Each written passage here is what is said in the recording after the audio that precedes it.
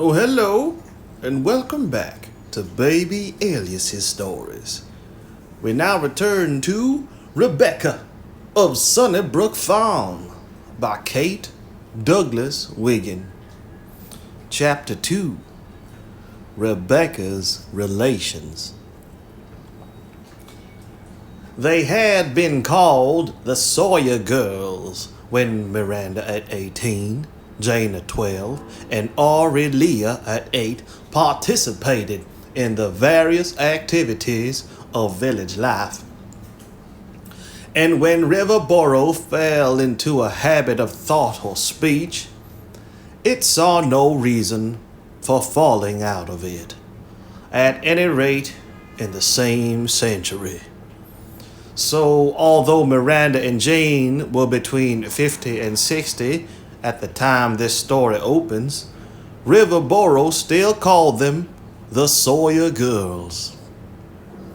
They were spinsters, but Aurelia, the youngest, had made what she called a romantic marriage, and what her sisters termed a mighty poor speculation. "There's worse things than being old maids," they said. Whether they thought so is quite another matter. The element of romance in Aurelia's marriage existed chiefly in the fact that Mr. L.D.M. Randall had a soul above farming or trading and was a votary of the muses. He taught the weekly singing school, then a feature of village life, then a feature of village life in half a dozen neighboring towns. He played the violin and called off at dances, or evoked rich harmonies from church melodeons on Sundays. He taught certain uncouth lads, when they were of an age to enter society, the intricacies of contra dances, or the steps of the Schottische and mazurka. Scotchchi? Schottish. Schotchi. Schotchi, a slow polka. Or the steps of the Schotchi and mazurka. And he was a marked figure in all social assemblies. Though conspicuously absent from town meetings and the purely masculine gatherings at the store or tavern or bridge. His hair was a little longer, his hands a little whiter, his shoes a little thinner, his manner a trifle more polished than that of his soberer mates. Indeed, the only department of life in which he failed to shine was the making of sufficient money to live upon. Luckily, he had no responsibilities. His father and his twin brother had died when he was yet a boy, and his mother, whose only noteworthy achievement had been the naming of her twin sons, Marquis de Lafayette and Lorenzo de Medici Randall, had supported herself and educated her child by making coats up to the very day of her death. She was wont to say plaintively, "I'm afraid the faculties was too much divided up between my twins. LDM is awfully talented, but I guess MDL would have been the practical one if he'd have lived." "LDM was practical enough to get the richest girl in the village," replied Mrs. Robinson. "Yes," sighed his mother. "There it is again. If the twins could have married Aurelia Sawyer, 'twould have been all right. LDM was talented enough to get Riley's money, but MDL would have been practical enough to have kept it." Aurelia's share of the modest Sawyer property had been put into one thing after another by the handsome and luckless Lorenzo de' Medici. He had a graceful and poetic way of making an investment for each new son and daughter that blessed their union. "A birthday present for our child Aurelia," he would say. "A little nest egg for the future." But Aurelia once remarked in a moment of bitterness that the hen never lived that could sit on those eggs. But Aurelia once remarked in a moment of bitterness that the hen never lived that could sit on those eggs and hatch anything out of them. Miranda and Jane had virtually washed their hands of Aurelia when she married Lorenzo de' Medici Randall. Having exhausted the resources of Riverboro and its immediate vicinity, the unfortunate couple had moved on in a steadily decreasing scale of prosperity until they had reached temperance, where they had settled down and invited fate to do its worst, an invitation which was promptly accepted. The maiden sisters at home wrote to Aurelia 2 or 3 times a year and sent modest but serviceable presents to the children at Christmas, but refused to assist LDM with the regular expenses of his rapidly growing family. His last investment, made shortly before the birth of Miranda, named in a lively hope of favors which never came, was a small farm 2 miles from Temperance.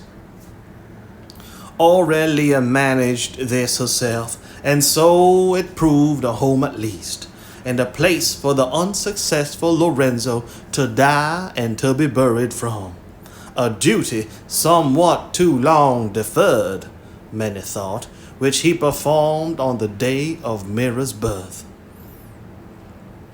It was in this happy-go-lucky household that Rebecca had grown up. It was just an ordinary family, 2 or 3 children. 2 or 3 of the children were handsome, and the rest plain.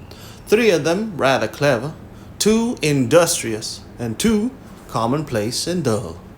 Rebecca had her father's facility, and had been his aptest pupil. She carried the alto by ear, danced without being taught, played the melodeon without knowing the notes. Her love of books she inherited chiefly from her mother, who found it hard to sweep or cook or sew when there was a novel in the house. Fortunately, books were scarce, or the children might sometimes have gone ragged and hungry. But other forces had been at work in Rebecca, and the traits of unknown forebears had been brought into her fiber. Lorenzo de' Medici was flabby and boneless. Rebecca was a thing of fire and spirit. He lacked energy and courage. Rebecca was plucky at 2 and dauntless at 5. Mrs. Randall and Hannah had no sense of humor. Rebecca possessed and showed it as soon as she could walk and talk. She had not been able, however, to borrow her parents' virtues and those of other generous ancestors and escape all the weaknesses in the calendar. She had not her sister Hannah's patience or her brother John's sturdy staying power. Her will was sometimes willfulness, and the ease with which she did most things led her to be impatient of hard tasks or long ones. But whatever else there was or was not, there was freedom at Randall's farm. The children grew, worked, fought, ate what and slept where they could, loved one another and their parents pretty well, but with no tropical passion, and educated themselves for 9 months of the year, each one in his own way. As a result of this method, Hannah, who could only have been developed by forces applied from without, was painstaking, humdrum, and limited, while Rebecca, who apparently needed nothing but space to develop in, had a knowledge of terms in which to express herself, grew and grew and grew, always from within outward. Her forces of one sort and another had seemingly been set in motion when she was born. They needed no daily spur, but moved of their own accord towards what no one knew, least of all Rebecca herself. The field for the exhibition of her creative instinct was painfully small, and the only use she had made of it as yet was to leave eggs out of the cornbread one day and milk another, to see how it would turn out, to part Fanny's hair sometimes in the middle, sometimes on the right, and sometimes on the left side, and to play all sorts of fantastic pranks with the children, occasionally bringing them to the table as fictitious or historical characters found in her favorite books. Rebecca amused her mother and her family generally, but she never was counted of serious importance, and though considered smart and old for her age, she was never thought superior in any way. Aurelia's experience of genius, as exemplified in the deceased Lorenzo de' Medici, led her into a greater admiration of plain, everyday, common sense, a quality in which Rebecca, it must be confessed, seemed sometimes painfully deficient. Hannah was her mother's favorite, so far as Aurelia could indulge herself in such recreations as partiality. The parent who is obliged to feed and clothe 7 children on an income of $15 a month seldom has time to discriminate carefully between the various members of her brood. But Hannah, at 14, was at once companion and partner in all her mother's problems. She it was who kept the house while Aurelia busied herself in barn and field. Rebecca was capable of certain set tasks, such as keeping the small children from killing themselves and one another, feeding the poultry, picking up chips, hulling strawberries, wiping dishes, but she was thought irresponsible. And Aurelia needed somebody to lean on, having never enjoyed that luxury with the gifted Lorenzo. Leaned on Hannah. Hannah showed the result of this attitude somewhat, being a trifle careworn in face and sharp in manner. But she was a self-contained, well-behaved, dependable child, and that is the reason her aunts had invited her to Riverboro to be a member of their family and participate in all the advantages of their loftier position in the world. It was several years since Miranda and Jane had seen the children, but they remembered with pleasure that Hannah had not spoken a word during the interview, and it was for this reason that they had asked for the pleasure of her company. Rebecca, on the other hand, had dressed up the dog in John's clothes, and being requested to get the 3 younger children ready for dinner, she had held them under the pump and then proceeded to smack their hair flat to their heads by vigorous brushing, bringing them to the table in such a moist and hideous state of shininess that their mother was ashamed of their appearance. Rebecca's own black locks were commonly pushed smoothly off her forehead, but on this occasion she formed what I must perforce call by its only name a spit curl, directly in the center of her brow, an ornament which she was allowed to wear a very short time, only in fact till Hannah was able to call her mother's attention to it, when she was sent into the next room to remove it and to come back looking like a Christian. This command she interpreted somewhat too literally, perhaps, because she contrived in a space of 2 minutes an extremely pious style of hairdressing, fully as effective, if not as startling as the first. These antics were solely the result of nervous irritation, a mood born of Miss Miranda Sawyer's stiff, grim and marital attitude. Born of Miss Miranda Sawyer's stiff, grim, and martial attitude.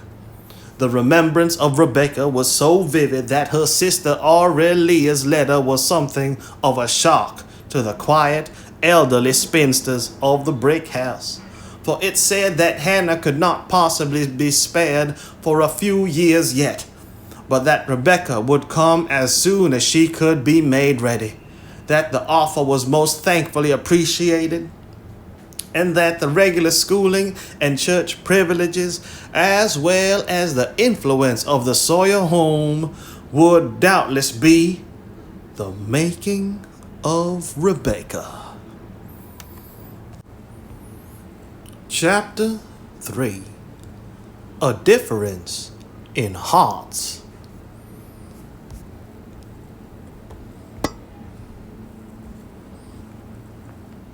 I don't know as I correlated to be the making of any child, Miranda had said as she folded Aurelia's letter and laid it in the light stand drawer. I supposed, of course, Aurelia would send us the one we asked for, but it's just like her to palm off that wild young one on somebody else. You remember, we said that Rebecca or even Jenny might come in case Hannah couldn't, interposed Jane.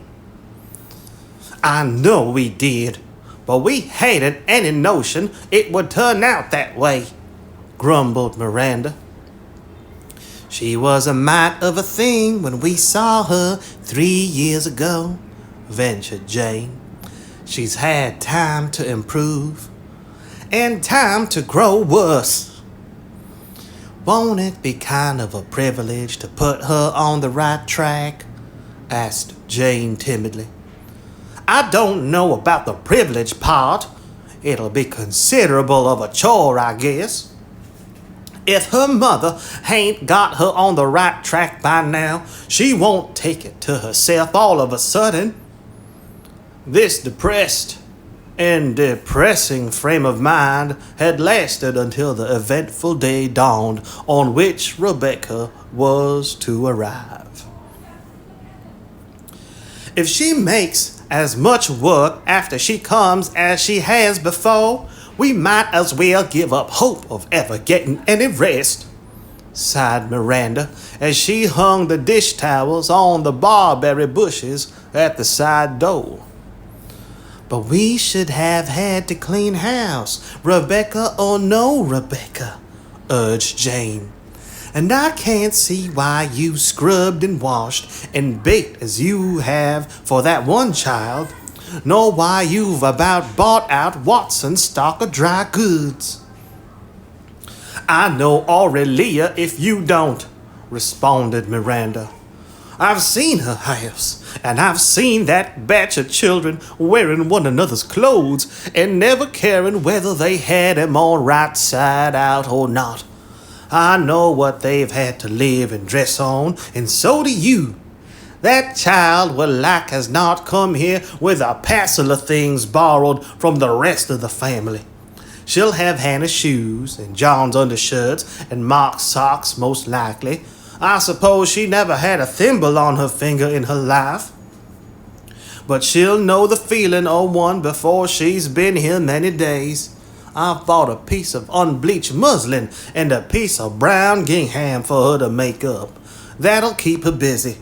Of course, she won't pick up anything after herself. She probably never see a duster, and she'll be as hard to train into our ways if she was a heathen. She'll make a difference, acknowledged Jane. But she may turn out more biteable than we think. She'll mind when she's spoken to, bedabble or not, remarked Miranda with a shake of the last towel. Miranda Sawyer had a heart, of course, but she had never used it for any other purpose than the pumping and circulating of blood. She was just conscientious economical, industrious, a regular attendant at church and Sunday school, and a member of the state missionary and Bible societies. But in the presence of all these chilly virtues, you longed for one warm little fault, or lacking that, one likable falling, one likable failing, something to make sure she was thoroughly alive. She had never had any education other than that of the neighborhood district school, for her desires and ambitions had all pointed to the management of the house, the farm, and the dairy. Jane, on the other hand, had gone to an academy and also to a boarding school for young ladies. So had Aurelia. And after all the years that had elapsed, there was still a slight difference in language and in manner between the elder and the two younger sisters. Jane, too, had had the inestimable advantage of a sorrow, not the natural grief at the loss of her aged father and mother, for she had been content to let them go, but something far deeper. She was engaged to marry young Tom Carter, who had nothing to marry on, it is true, but who was sure to have some time or other. Then the war broke out. Tom enlisted at the first call. Up to that time, Jane had loved him with a quiet, friendly sort of affection, and had given her country a mild emotion of the same sort. But the strife, the danger, the anxiety of the time set new currents of feeling in motion. Life became something other than the 3 meals a day.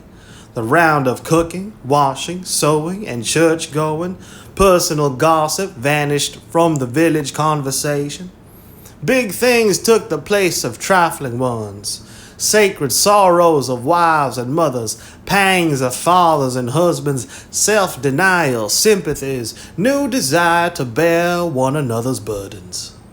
Men and women grew fast in those days of the nation's trouble and danger, and Jane awoke from the vague, dull dream she had hitherto called life to new hopes, new fears, new purposes. Then after a year's anxiety, a year when one never looked in the newspaper without dread and sickness of suspense, came the telegram saying that Tom was wounded, and without so much as asking Miranda's leave, she packed her trunk and started for the South.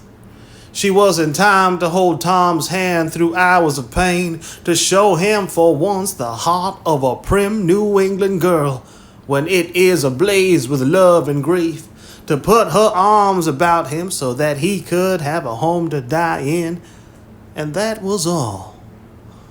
All but it served. It carried her through weary months of nursing of other soldiers for Tom's dear sake. It sent her home a better woman, and though she had never left Riverboro in all the years that lay between, and had gone and had grown into the counterfeit presentment of her sister, and of all other thin, spare New England spinsters, it was something of a counterfeit, and underneath was still the faint echo of that wild heartbeat of her girlhood. Having learned the trick of beating and loving and suffering, the poor faithful heart persisted, although it lived on memories and carried on its sentimental operations mostly in secret.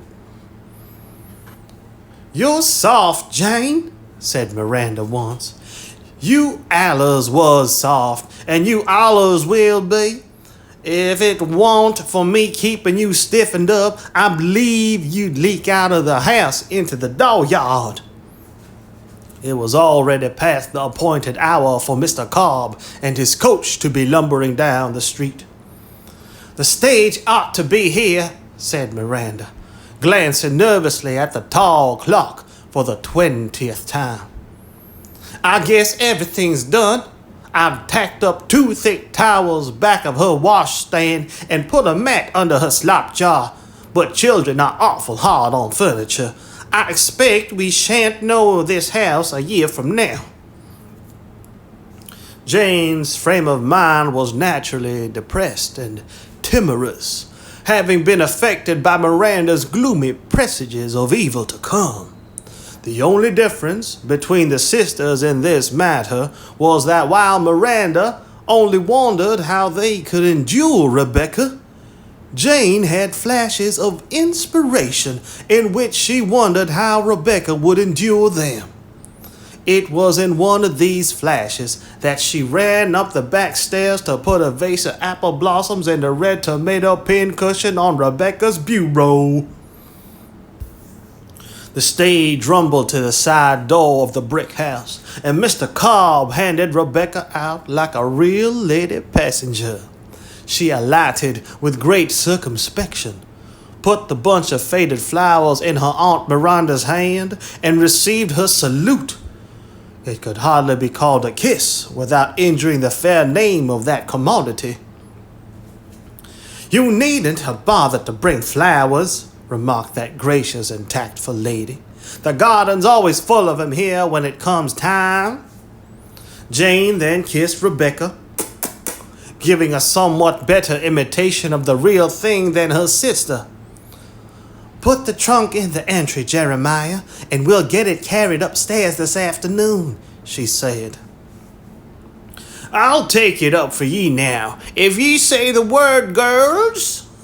No, don't leave the horses. Somebody'll be coming past, and we can call 'em in." "Well, goodbye, Rebecca. Good day, Miranda and Jane. You've got a lively little girl there. I guess she'll be a first-rate company keeper." Miss Sawyer shuddered openly at the adjective lively as applied to a child, her belief being that though children might be seen, if absolutely necessary, they certainly would never be heard if she could help it. "We're not much used to noise, Jane and me," she remarked acidly. Mr. Cobb saw that he had taken the wrong tack, but he was too unused to argument to explain himself readily, so he drove away, trying to think by what safer word than lively he might have described his interesting little passenger. "I'll take you up and show you your room, Rebecca," Miss Miranda said. "Shut the mosquito netting door tight behind you so's to keep the flies out. It ain't fly time yet, but I want you to start right. Take your parcel along with ye, and then you won't have to come down for it. Always make your head save your heels. Rub your feet on that braided rug. Hang your hat and cape in the entry there as you go past." "It's my best hat," said Rebecca. "Take it upstairs then and put it in the clothes press, but I shouldn't have thought you'd have worn your best hat on the stage." "It's my only hat," exclaimed Rebecca. "My everyday hat wasn't good enough to bring. Fanny's going to finish it. Lay your parasol in the entry closet." "Do you mind if I keep it in my room, please? It always seems safer." "There ain't any thieves hereabouts, and if there was, I guess they wouldn't make for your sunshade. But come along. Remember to always go up the back way. We don't use the front stairs on account of the carpet. Take care of the turn and don't catch your foot. Look to your right and go in. When you've washed your face and hands and brushed your hair, you can come down, and by and by we'll unpack your trunk and get you settled before supper. Ain't you got your dress on hindside foremost?" Rebecca drew her chin down and looked at the row of smoked pearl buttons running up and down the middle of a flat little chest. "Hindside foremost? Oh, I see. No, that's all right. If you have 7 children, you can't keep buttoning and unbuttoning them all the time. They have to do it themselves. We're always buttoned up in front at our house. Mira's only 3, but she's buttoned up in front too. Miranda said nothing as she closed the door, but her looks were at once equivalent to and more eloquent than words. Rebecca stood perfectly still in the center of the floor and looked about her. There was a square of oilcloth in front of each article of furniture and a drawn-in rug beside the single four-poster, which was covered with a fringed white dimity counterpane. Everything was as neat as wax, but the ceilings were much higher than Rebecca was accustomed to. It was a north room, and the window, which was long and narrow, looked out on the back buildings and the barn. It was not the room which was for more comfortable than Rebecca's own at the farm, nor the lack of view, nor yet the long journey, for she was not conscious of weariness. It was not the fear of a strange place, for she loved new places and courted new sensations. It was because of some curious blending of uncomprehended emotions that Rebecca stood her sunshade in the corner, tore off her best hat, flung it on the bureau with the porcupine quills on the underside, and stripping down the dimity spread, precipitated herself into the middle of the bed and pulled the counterpane over her head. In a moment, the door opened quietly. Knocking was a refinement quite unknown in Riverboro, and if it had been heard of, would never have been wasted on a child. Miss Miranda entered, and as her eye wandered about the vacant room, it fell upon a white and tempestuous ocean of counterpane, an ocean breaking into strange movements of wave and crest and billow. "Rebecca!" The tone in which the word was voiced gave it all the effect of having been shouted from the housetops. A dark, ruffled head and 2 frightened eyes appeared above the dimity spread. "What are you laying on your good bed in the daytime for, messing up the feathers and dirtying the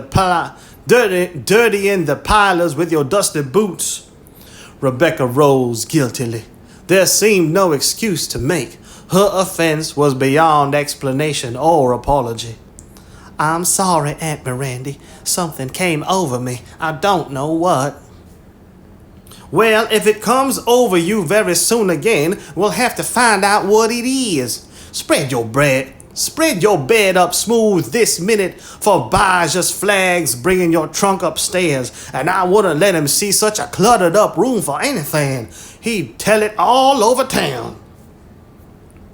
When Mr. Cobb had put up his horses that night, he carried a kitchen chair to the side of his wife, who was sitting on the back porch. "I brought a little Randall girl down on the stage from Maplewood today, Mother. She's kin to the Sawyer's girl and is going to live with him," he said, as he sat down and began to whittle. "She's that Orrie Lee's child, the one that ran away with Susan Randall's son just before we come here to live." "How old a child?" "'Bout 10 or somewhere along there, and small for her age. But land, she might be 100 to hear her talk. She keep me jumping, trying to answer her. Of all the queer children I ever come across, she's the queerest. She ain't no beauty, her face is all eyes, but if she ever grows up to them eyes and fills out a little, she'll make folks stare. Land, Mother, I wish you could have heard her talk." "I don't see what she had to talk about, a child like that to a stranger," replied Mrs. Cobb. "Stranger or no stranger, 'twouldn't make no difference to her. She'd talk to a pump or a grind stunt. She'd talk to herself rather and keep still." "What did she talk about?" "Blamed if I can repeat any of it. She kept me so surprised I didn't have my wits about me. She had a little pink sunshade. It kind of looked like a doll's umbrella. It kind of looked like a doll's amberil, and she clung to it like a bird to a woolen stocking. I advised her to open it up. The sun was so hot, but she said no, 'twould fade, and she tucked it under her dress. It's the dearest thing in life to me, says she. It's the dearest thing in life to me, says she, but it's a dreadful care. Them's the very words, and it's all the words I remember. It's the dearest thing in life to me, but it's an awful care. Here, Mr. Cobb laughed aloud. Here, Mr. Cobb laughed aloud as he tipped his chair back against the side of the house. There was another thing, but I can't get it right exactly. She was talking about the circus parade and the snake charmer in a gold chariot, and says she was so beautiful beyond compare, Mr. Cobb, that it made you have lumps in your throat to look at her. She'll be coming over to see you, Mother, and you can size her up for yourself. I don't know how she'll get on with Miranda Sawyer. Poor little soul. This doubt was more or less openly expressed in Riverboro, which, however, had two opinions on the subject.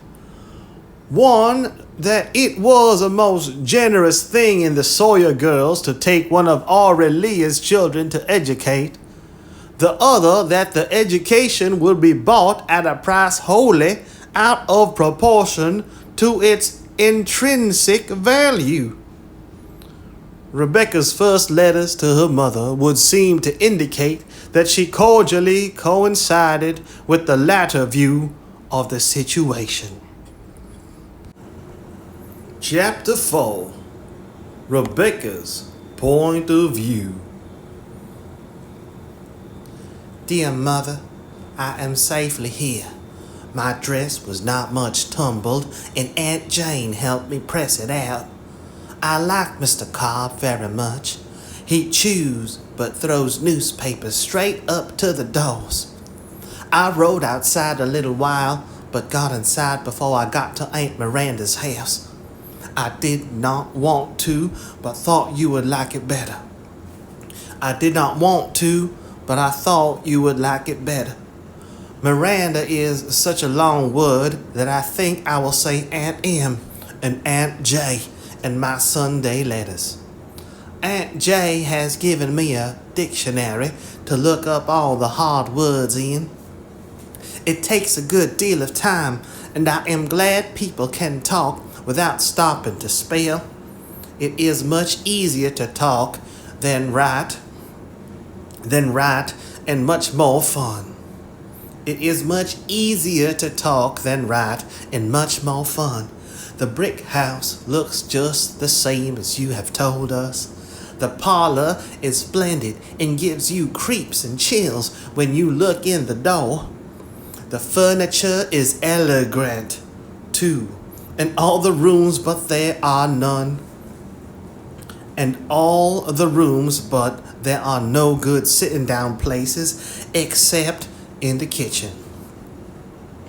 The same cat is here, but they do not save kittens when she has them, and the cat is too old to play with. Hannah told me once you ran away with father, and I can see it would be nice. If Aunt M would run away, I think I should like to live with Aunt J. She does not hate me as bad as Aunt M does. Tell Mark he can have my paint box, but I should like him to keep the red cake in case I come home again. I hope Hannah and John do not get tired of doing my chores. Your affectionate friend, Rebecca. P.S. Please give the piece of poetry to John because he likes my poetry even when it is not very good. This piece is not very good, but it is true. But I hope you won't mind what is in it. But I hope you won't mind what is in it as you ran away. This house is dark and dull and drear. No light doth shine from far or near. It's like the tomb. And those of us who live herein are most as dead as seraphim, though not as good. My guardian angel is asleep, at least he doth not vigil keep. Woe is me. Then give me back my lonely farm, where none alive did wish me harm. Dear home of youth. P.S. again, I made the poetry like a piece in a book, but could not get it right at first. You see, tomb and good do not sound well together, but I wanted to say tomb dreadfully. And as seraphim are always good, I couldn't take that out. I have made it over now. It does not say my thoughts as well, but I think it is more right. Give the best one to John as he keeps them in a box with his bird's eggs. This is the best one. Sunday Thoughts by Rebecca Rowena Randall. This house is dark and dull and drear. No light doth shine from far or near, nor ever could. And those of us who live herein are most as dead as seraphim, though not as good. My guardian angel is asleep, at least he doth no vigil keep, but far doth roam. Then give me back my lonely farm, where none alive did wish me harm. Dear childhood home.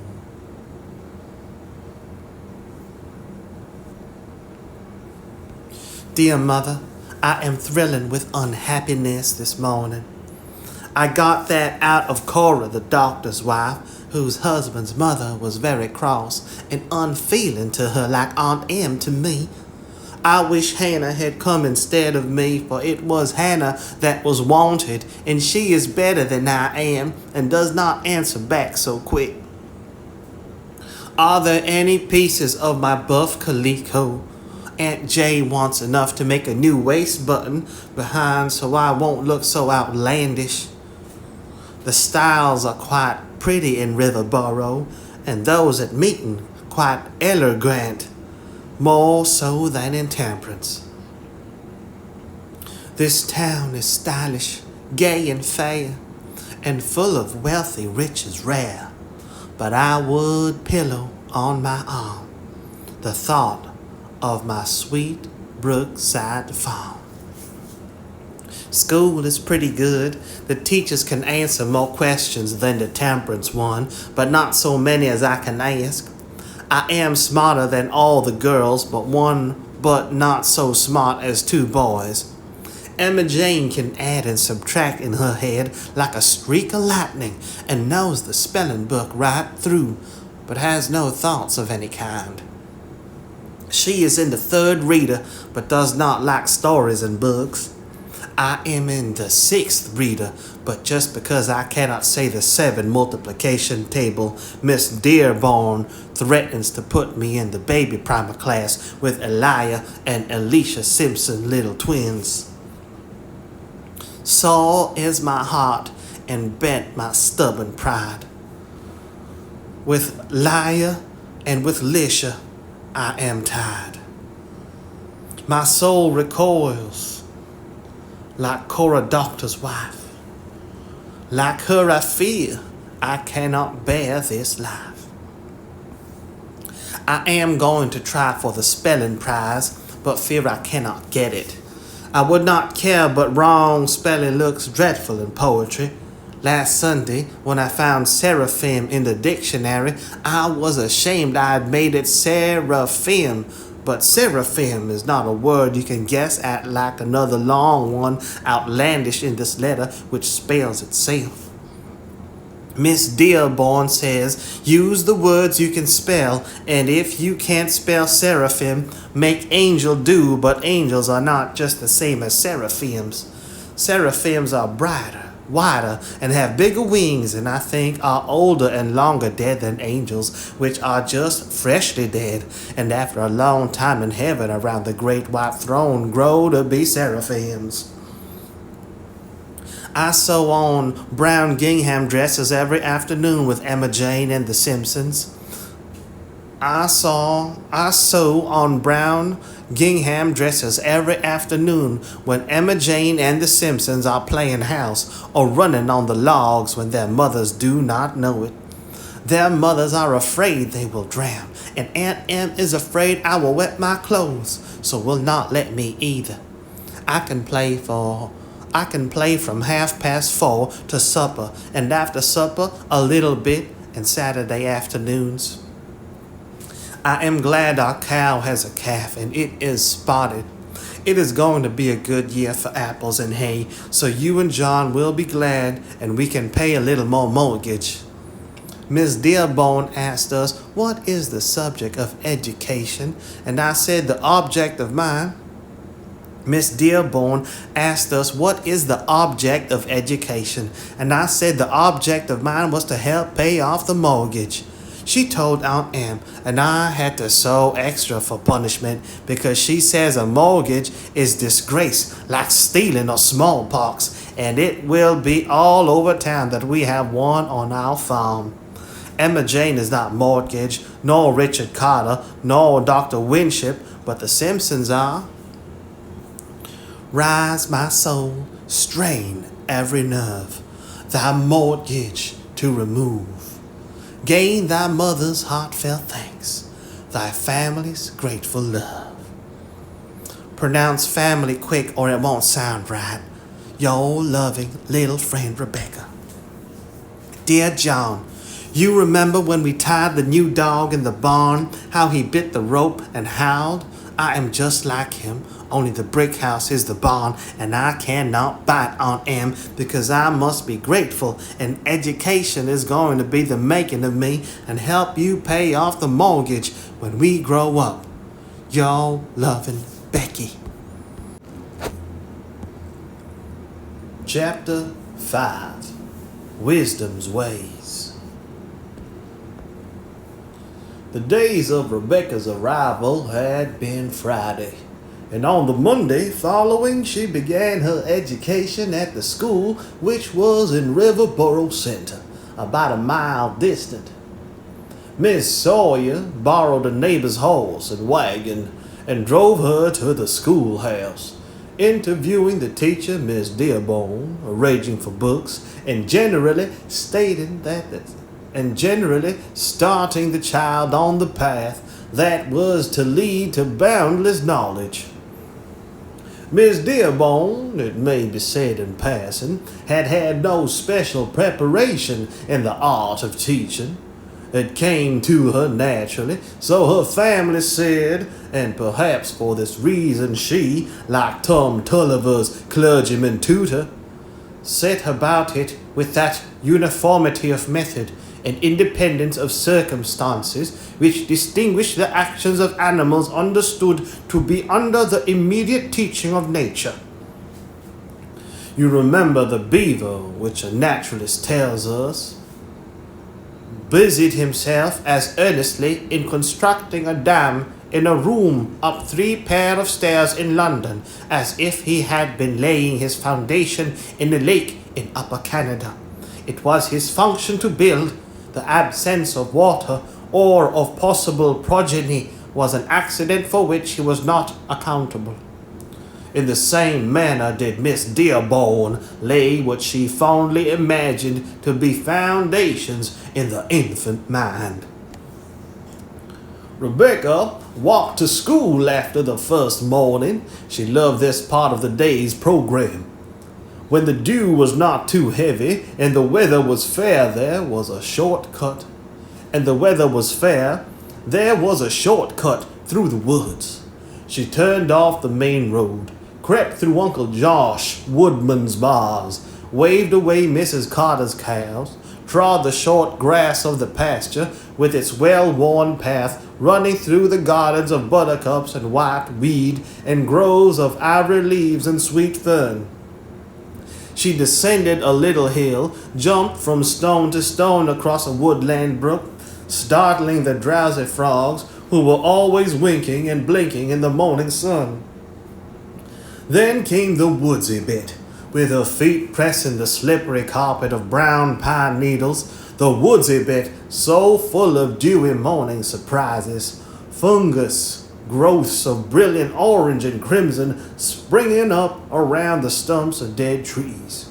Beautiful things born in a single night, and now and then the miracle of a little clump of waxen Indian pipes, seen just quickly enough to be saved from her careless tread. Then she climbed a stile, went through a grassy meadow, slid under another pair of bars, and came out into the road again, having gained nearly half a mile. How delicious it all was! Rebecca classed her Quakenbow's grammar and Greenleaf's arithmetic with a joyful sense of knowing her lessons. Her dinner pail swung from her right hand, and she had a blissful consciousness of the 2 soda biscuits spread with butter and syrup, the baked cup custard, the doughnut, the square of hard gingerbread. Sometimes she said whatever piece she was going to speak on the next Friday afternoon. A soldier of Legion lay dying in Algiers. There was lack of woman's nursing. There was dearth of woman's tears. How she loved the swing and the sentiment of it. How her young voice quivered whenever she came to the refrain. But we'll meet no more at Bingen, dear Bingen on the Rhine. It always sounded beautiful in her ears as she sent her tearful little treble into the clear morning air. Another early favorite, for we must remember that Rebecca's only knowledge of the great world of poetry consisted of the selections in vogue in school readers, was "Woodman, spare that tree, touch not a single bough.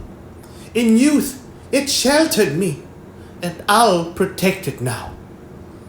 When Emma Jane Perkins walked through the shortcut with her, the 2 children used to render this with appropriate dramatic action. Emma Jane always chose to be the woodman because she had nothing to do but raise on high unimaginary acts. On the one occasion, when she essayed the part of the tree's romantic protector, she represented herself as feeling so awful foolish that she refused to undertake it again, much to the secret delight of Rebecca, who found the woodman's role much too tame for her vaulting ambition. She reveled in the impassioned appeal of the poet and implored the ruthless woodman to be as brutal as possible with the axe, so that she might properly put greater spirit into her lines. One morning, feeling more frisky than usual, she fell upon her knees and wept in the woodman's petticoat. Curiously enough, her sense of proportion rejected this as soon as it was done. "That wasn't right. It was silly, Emma Jane. But I'll tell you where it might come in. Give me 3 grains of corn. You be the mother, and I'll be the famishing Irish child. For pity's sake, put the axe down. You are not the woodman any longer." "What'll I do with my hands then?" asked Emma Jane. "Whatever you like," Rebecca answered wearily. "You're just a mother, that's all. What does your mother do with her hands? Now here goes. Give me 3 grains of corn, mother. Only 3 grains of corn. 'Twill keep the little life I have till the morning of the morn." This sort of thing made Emma Jane nervous and fidgety, but she was Rebecca's slave and hugged her chains, no matter how uncomfortable they made her. At the last part of the bars, the 2 girls were sometimes met by a detachment of the Simpson children, who lived in a black house with a red door and a red barn behind, on the Blueberry Plains Road. Rebecca felt an interest in the Simpsons from the first, because they were so many of them, and they were so patched and darned, just like her own brood at the home farm. The little schoolhouse with its flagpole on top and its two doors in front, one for boys and the other for girls, stood on the crest of a hill, with rolling fields and meadows on one side, a stretch of pine woods on the other, and the river glinting and sparkling in the distance. It boasted no attractions within. All was as bare and ugly and uncomfortable as it well could be, for the villages along the river expended so much money in repairing and rebuilding bridges that they were obliged to be very economical in school privileges. The teacher's desk and chair stood on a platform in one corner. There was an uncouth stove, never blackened over than once a year, a map of the United States, two blackboards, a 10-quart tin pail of water, and long-handled dipper on a corner shelf, and wooden desks and benches for the scholars, who only numbered 20 in Rebecca's time. The seats were higher in the back of the room, and the more advanced and longer-legged pupils sat there, the position being greatly to be envied. As they were at once nearer to the windows and further from the teacher. There were classes of a sort, although nobody, broadly speaking, studied the same book with anybody else, or had arrived at the same degree of proficiency in any one branch of learning. Rebecca in particular was so difficult to classify that Miss Dearborn, at the end of a fortnight, gave up the attempt altogether. She read with Dick Carter and Living Perkins, who were fitted for the academy, recited arithmetic with lisping little Thothan Thimpton. She read with Dick Carter and Living Perkins, who were fitting for the academy, recited arithmetic with lisping little Thothan Thimpton, geography with Emma Jane Perkins, and grammar after school hours to Miss Dearborn alone. Full to the brim as she was of clever thoughts and quaint fancies, she made at first but a poor hand at composition. The labor of writing and spelling, with the added difficulties of punctuation and capitals, interfered sadly with the free expression of ideas. She took history with Alice Robinson's class, which was attacking the subject of the Revolution, while Rebecca was bidden to begin with the discovery of America. In a week she had mastered the course of events up to the Revolution, and in 10 days had arrived at Yorktown, where the class had apparently established summer quarters. Then, finding that extra effort would only result in her reciting with the oldest Simpson boy, she deliberately held herself back, for wisdom's ways were not those of pleasantness, nor her paths those of peace, if one were compelled to tread them in the company of Seesaw Simpson. Samuel Simpson was generally called Seesaw because of his difficulty in making up his mind, whether it were a question of fact, of spelling, or of date, or of going swimming or fishing, of choosing a book in the Sunday school library, or a stick of candy at the village store. He had no sooner determined on one plan of action than his wish fondly reverted to the opposite one. Seesaw was pale, flaxen-haired, blue-eyed, round-shouldered, and given to stammering when nervous. Perhaps because of his very weakness, Rebecca's decision of character had a fascination for him, and although she snubbed him to the verge of madness, he could never keep his eyes away from her.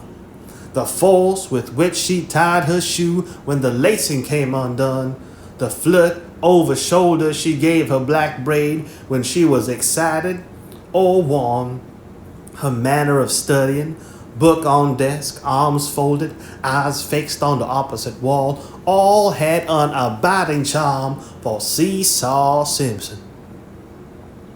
When having obtained permission, she walked to the water pail in the corner and drank from the dipper. Unseen forces dragged Seesaw from his seat to go and drink after her. It was not only that there was something akin to association and intimacy in drinking next, but there was the fearful joy of meeting her in transit and receiving a cold, disdainful look from her wonderful eyes. On a certain warm day in summer, Rebecca's thirst exceeded the bounds of propriety. When she asked a third time for permission to quench it at the common fountain, Miss Dearborn nodded yes, but lifted her eyebrows unpleasantly as Rebecca neared the desk. As she placed the dipper, Seesaw promptly raised his hand, and Miss Dearborn indicated a wary affirmative. "What is the matter with you, Rebecca?" she asked. "I had salt mackerel for breakfast," answered Rebecca. There seemed nothing humorous about this reply, which was merely the statement of a fact. But an irrepressible titter ran through the school. Miss Dearborn did not enjoy jokes neither made nor understood by herself, and her face flushed. "I think you had better stand by the pail for 5 minutes, Rebecca. It may help you to control your thirst." Rebecca's heart fluttered. She said she to stand in the corner by the water pail and be stared at by all the scholars. She unconsciously made a gesture of angry dissent and moved a step nearer her seat, but was arrested by Miss Dearborn's command in a still, firmer voice. "Stand by the pail, Rebecca. Samuel, how many times have you asked for water today?" This is the fourth." "Don't touch the dipper, please. The school has done nothing but drink this afternoon. It has had no time whatever to study. I suppose you had something salt for breakfast, Samuel?" queried Miss Dearborn with sarcasm. "I had mackerel, just like Rebecca." Irrepressible giggles by the school. "I judged so. Stand by the other side of the pail, Samuel."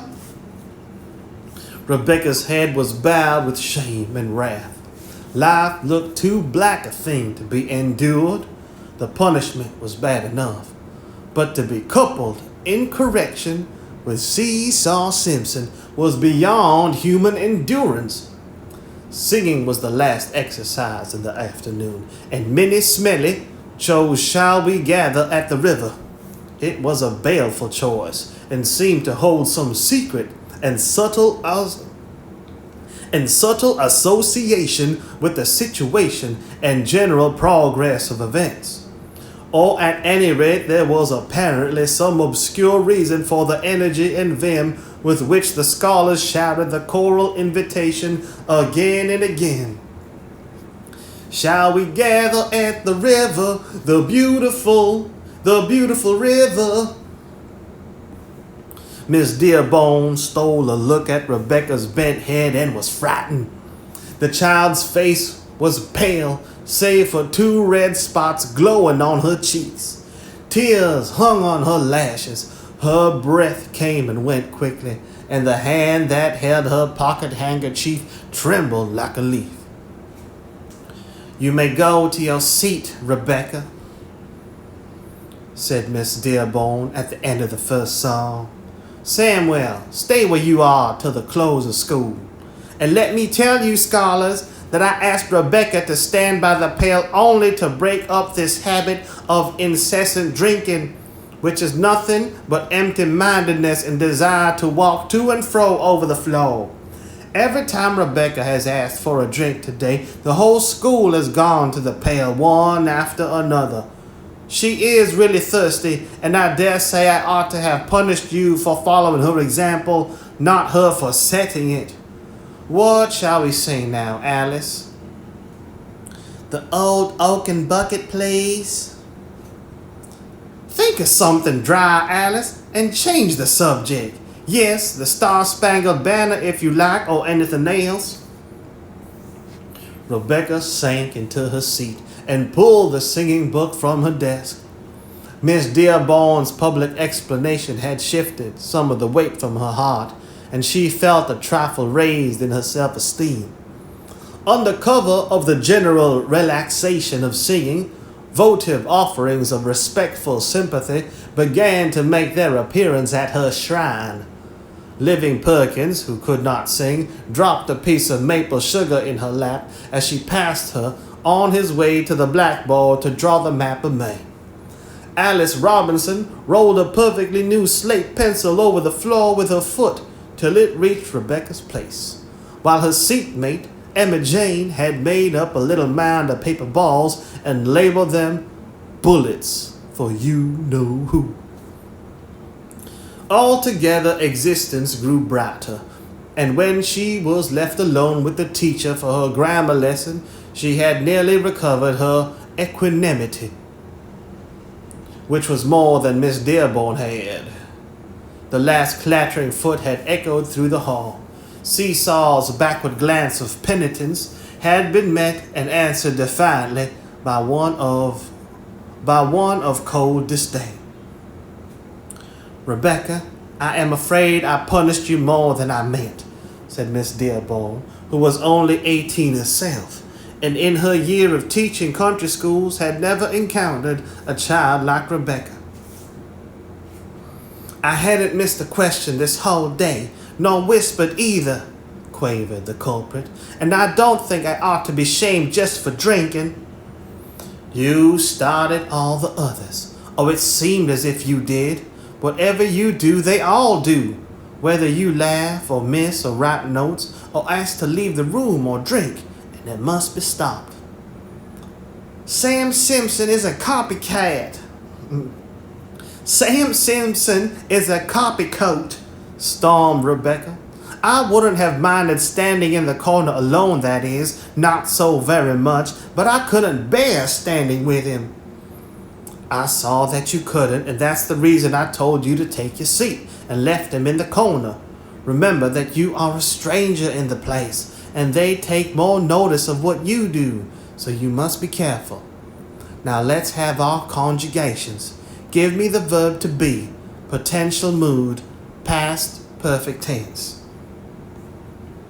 "I might have been, thou mightest have been, I might have been, thou mightest have been, he might have been, we might have been, you might have been, they might have been."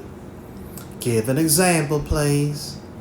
"I might have been glad, thou mightest have been glad, he, she, or it might have been glad." "He or she might have been glad because they are masculine and feminine." "But could it have been glad?" asked Mrs. Dearborn, who was very fond of splitting hairs. "Why now?" asked Rebecca. "Because it is neuter gender.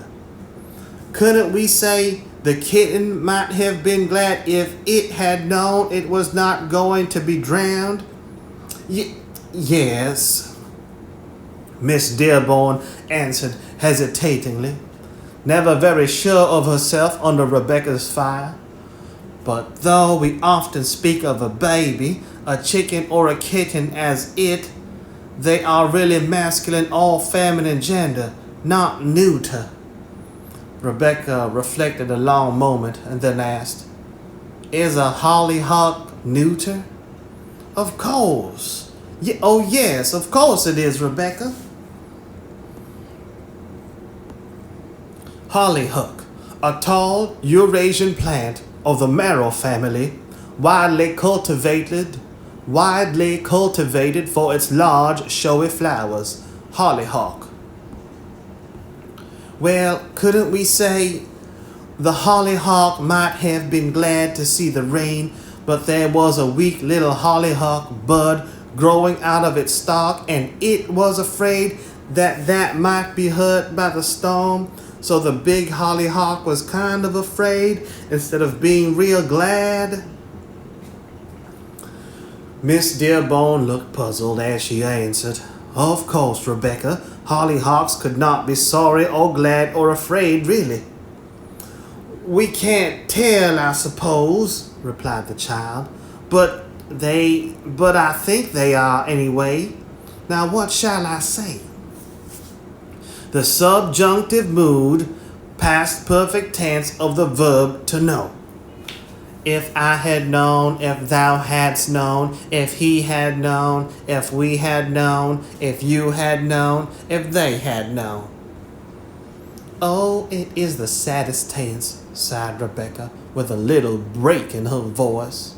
Nothing but ifs, ifs, ifs, and it makes you feel that if they only had known, things might have been better. Miss Dearborn had not thought of it before, but on reflection, she believed the subjunctive mood was a sad one, and if rather a sorry part of speech. Give me some more examples of the subjunctive, Rebecca, and that will do for this afternoon, she said. If I had not loved mackerel, I should not have been thirsty, said Rebecca with an April smile as she closed her grammar. If thou hadst loved me truly, thou wouldst not have stood me up in the corner. If Samuel had not loved wickedness, he would not have followed me to the water pail. And if Rebecca had loved the rules of the school, she would have controlled her thirst, finished Miss Dearborn with a kiss.